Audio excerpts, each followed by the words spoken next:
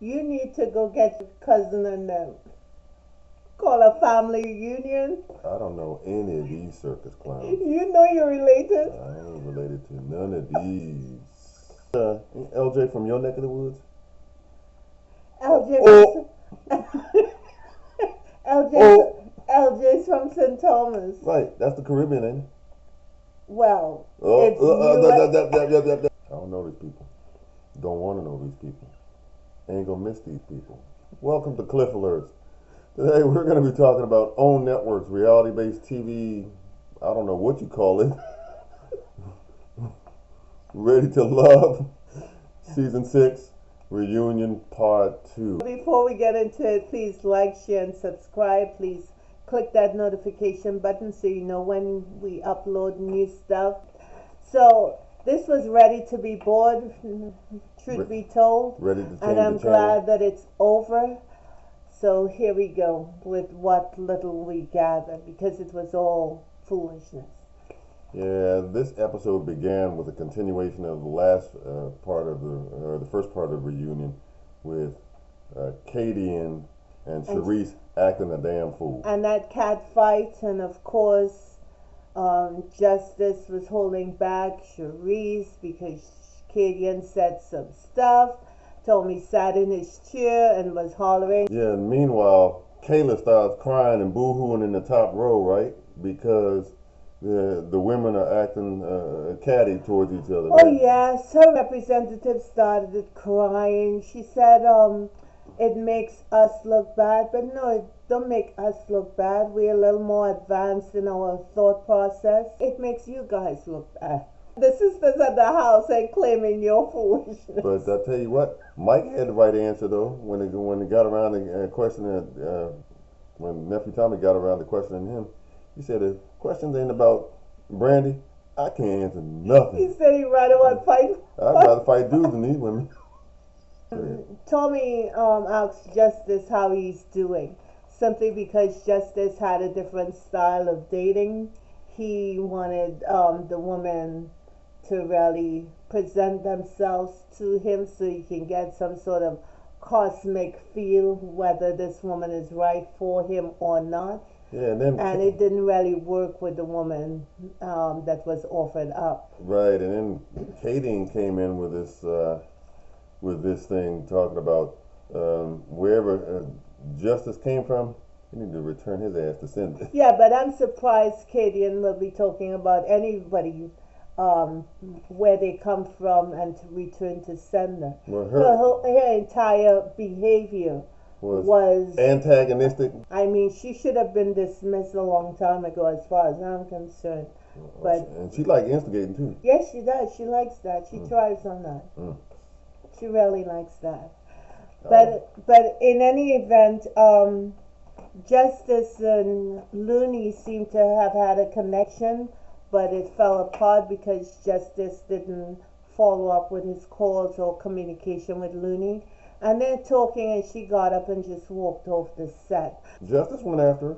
Yeah, he went after her, and she told him to leave her alone, basically. So he left and came back. Gave her space. And give her the space that she needed. Mm-hmm. So the brother, he got to have a connection, a cosmic kind of connection with you for him to follow through. Mm-hmm. But he and Looney did have a nice moment in the parking lot. Mm-hmm. When they were outside. He was apologizing for any hurt that he may have caused, and he said something funny. He said she blocked him on all social media, but for the phone she clearly could see him calling her. And I thought that was funny. And then he opened his jacket and said, "Come in here." Yeah, but don't hurt the pits. But don't watch the pits. Watch the pits. And for Florida, he on point. Oh, no question.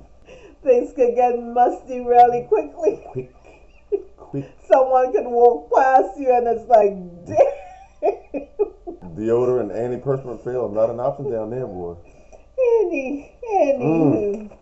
So, evidently, Justice and Looney were back in a better space. Right. And they were hugged up on the couch, so all is well with the world. Right. Then the Samson segment. Sharice problem with Samson is that he did not claim her. He specifically didn't tell the other women that she was the one. He kept in contact with the other ladies because it was part of the process, but she wanted him to claim her. Swayze had to sit with his understanding of the word stupid, and what was the other one? I think frivolous. He mentioned that Samson said big words. And he said he's the kind of brother that will use the word frivolous instead of stupid. Instead of stupid. How do you spell stupid? STOOPID.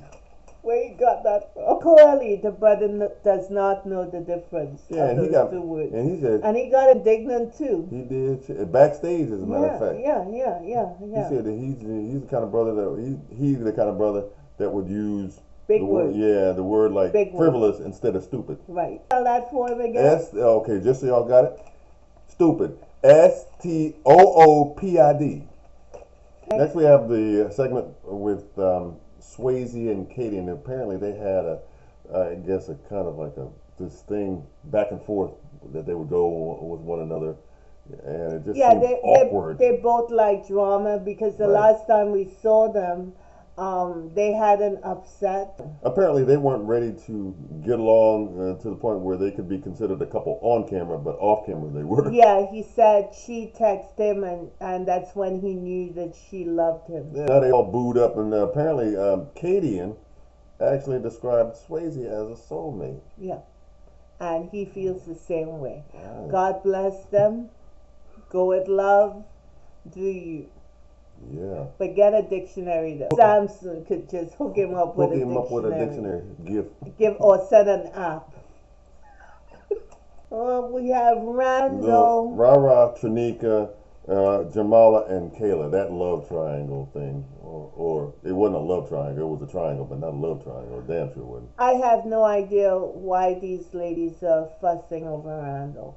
But again, I don't understand it. I don't get it, but that's just me. All these ladies knew that Randall is now strong enough to deal with their personalities, and he is looking for low-lying fruit. And Katie was talking trash about that very same thing behind stage while they were on set. Exactly. Doing that segment. And he could not stand up and say that this is the one I want. You know why, right? He told nephew Tommy that he was in a pressure cooker. Yeah. Poor brother.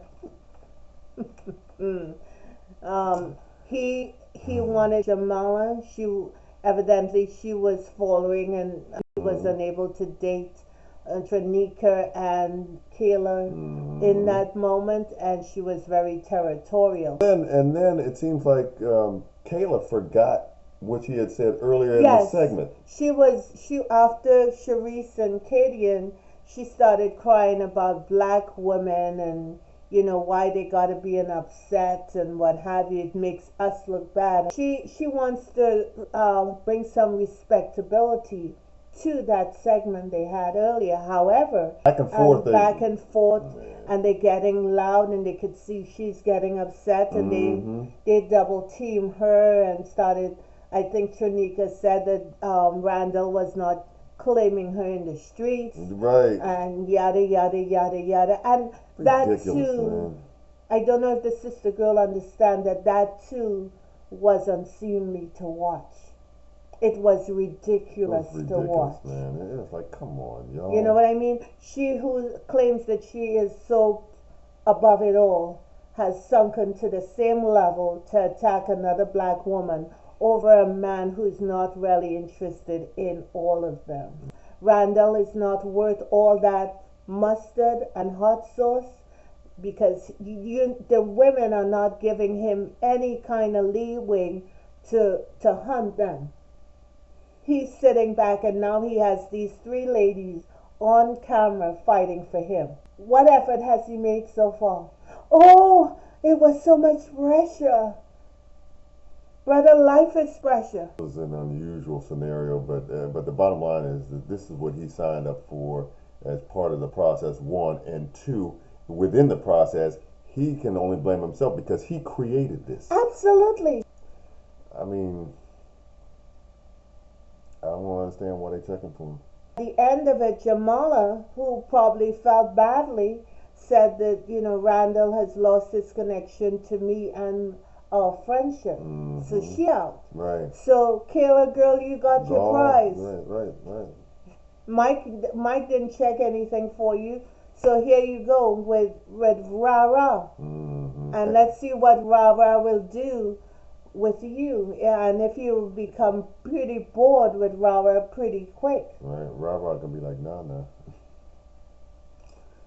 And speaking of Mike and Brandy segment came up next. Yes. Brother Mike said that when he got to the initial meeting and introduction with the other cast members, he felt an instant connection with Brandy, right off the top. And anything that came behind that was, I guess, in his mind, secondary. Yeah.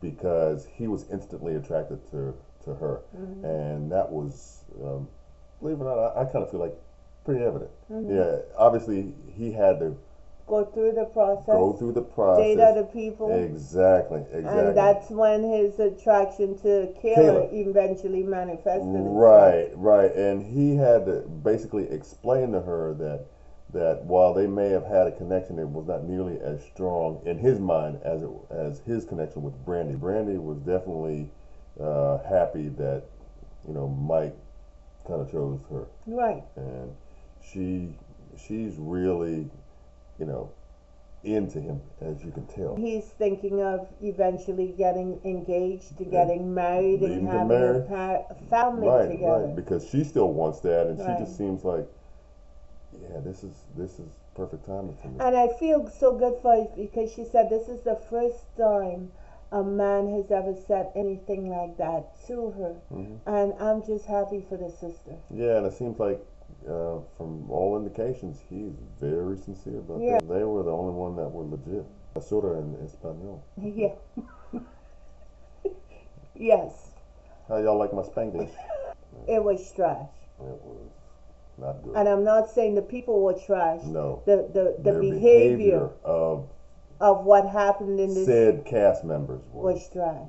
Exactly. And I just think they need to go back to the drawing board, redesign this show, maybe pull in a psychologist or someone who could help with streamlining how these people behave in the dating process, because it is a pressure cooker, and you do have to choose. And it's different. It's different because there's pressure to stay normal, there. Exactly. So I get the that. normal stuff. Right.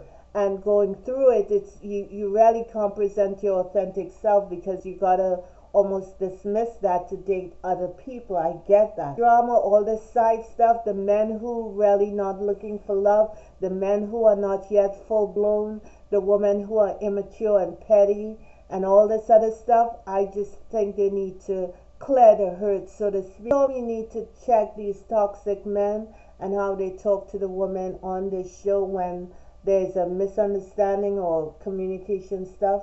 Because I see for the last, 3 seasons, Tommy has had some people on that were talking really disrespectful to the ladies, and he needs to cut that out. And Tommy is the ringleader. He needs to do his job better than what's been playing out. Hopefully they get that component worked out